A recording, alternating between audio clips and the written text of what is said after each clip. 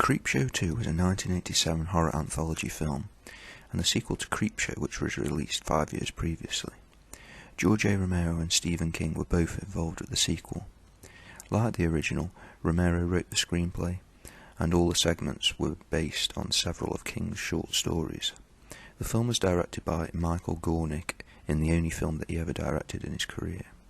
Gornick was George A. Romero's trusted cinematographer from the late 1970s to the mid-1980s, where he worked on several of his films including Dawn of the Dead and Day of the Dead.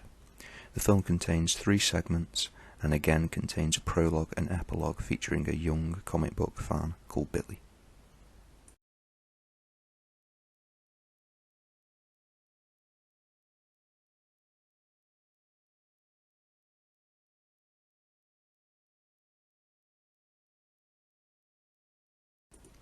The first segment is Old Chief Woodenhead. The story opens in the small town of Dead River, Arizona.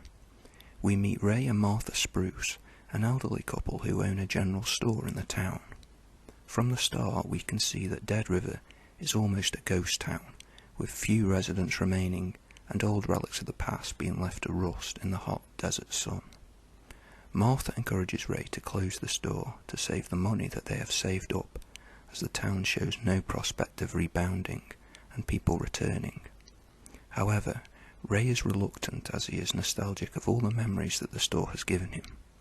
He then begins to touch up Old Chief Woodenhead's war paint, which is a cigar store Indian positioned in front of the store. Ray is interrupted halfway through this as Benjamin Whitemoon, an elder of a local Native American tribe, pays him a visit. Whitemoon explains that as collateral for the debt that the tribe has incurred, he gives the Spruces his tribe's sacred treasure, some turquoise jewellery. Despite his initial hesitancy, Ray takes the jewels and vows to guard them with his life. However, mere minutes after the elder leaves the store, his nephew appears with his 2 accomplices, and things quickly get out of hand.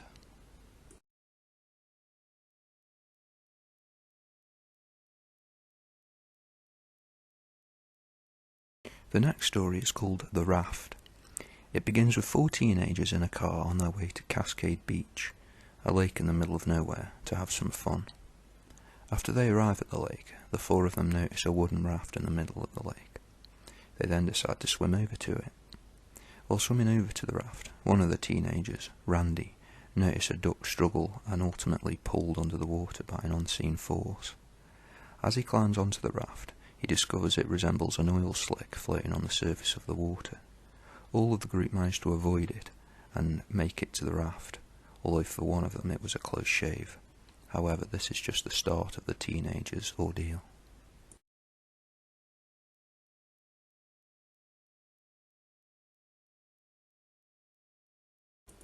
The final story is called The Hitchhiker. It starts with businesswoman Annie Lanzig getting out of the bed she just shared with her gigolo lover.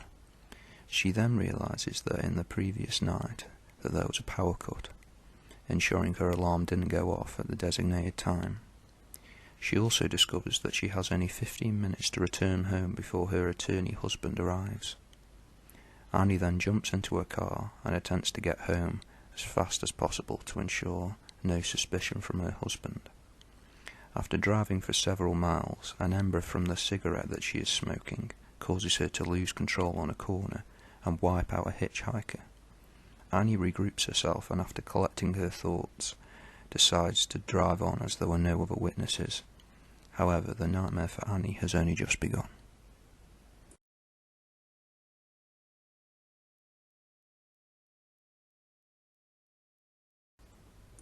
The first positive for me is the opening segment, Old Captain Woodenhead. Although it is a typical revenge story, it is executed well and the conclusion is very satisfying. Although I won't spoil how it ends, the story has many similarities to the golem from Jewish folklore, where an anthropomorphic being made from clay or mud comes to life, through having pieces of paper with commands inserted into its mouth. Although in folklore the golem can be portrayed as a villain or a victim, the famous 1920 silent film showed the story that is often used and that is of the golem being created to help defend the Jews from persecution.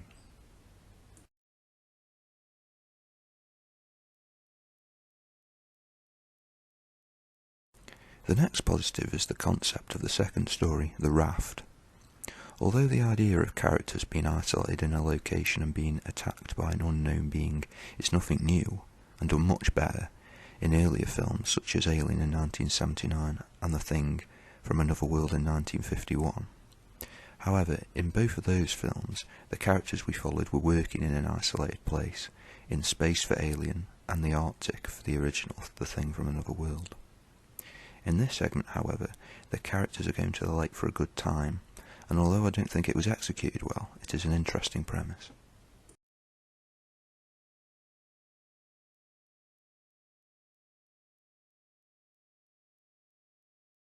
Unfortunately, the characters in the raft have very few redeeming qualities, and I wanted them all to die in preferably the most gruesome way possible. The acting is poor, especially when one of them is dragged under the water. The rest of the characters barely react to this, and show no emotion despite the fact that they've just watched one of their best friends die. Finally, one of the teenagers shows a complete change of character which is simply not explained. The opening scenes we see that she is quite cautious and doesn't give in to peer pressure, such as when she is offered a cigarette but refuses. However, later on when she is on the raft, without any hesitation, she puts her hand into the mysterious substance and gets her just desserts.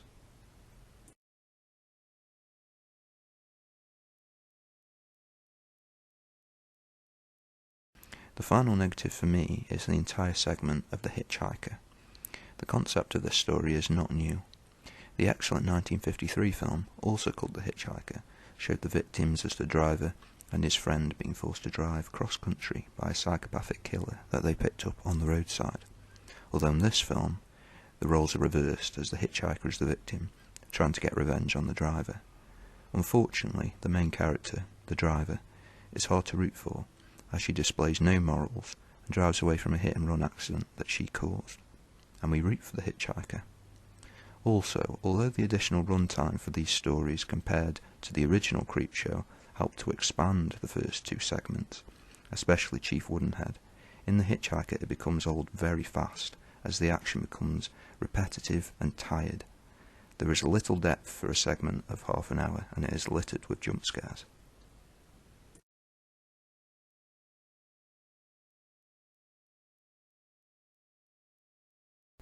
Creepshow 2 was released worldwide on the 1st of May 1987. The budget was $3.5 million, and it grossed its budget on opening weekend alone, and eventually achieved over $14 million during its run in theatres. The critical reception, however, was almost universally negative. Janet Maslin, a film critic of the New York Times, wrote at the time that the film, quote, had 3 suitably grisly tales that were only glancingly developed. Each segment is marginally interesting, but too long. Another film critic, Kevin Thomas of the LA Times, wrote that, quote, Creepshow 2 is a cut-rate sequel from 2 masters of horror, George A. Romero and Stephen King, that plays like leftovers. Fans of both deserve better.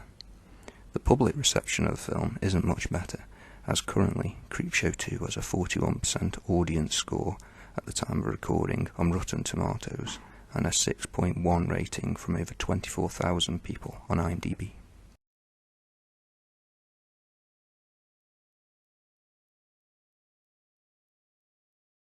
Overall, I'd recommend giving Creepshow 2 a miss. However, if you have watched the original Creepshow and would like to watch a cheaper and more tacky horror anthology film, then I'd recommend watching the first 2 segments of Creepshow 2. However, my advice would be keep your expectations low, and I believe you'll have an enjoyable experience. However, don't waste your time with the final segment, The Hitchhiker. Thanks for watching. Please like and subscribe for more videos like this, and I'll see you in the next one.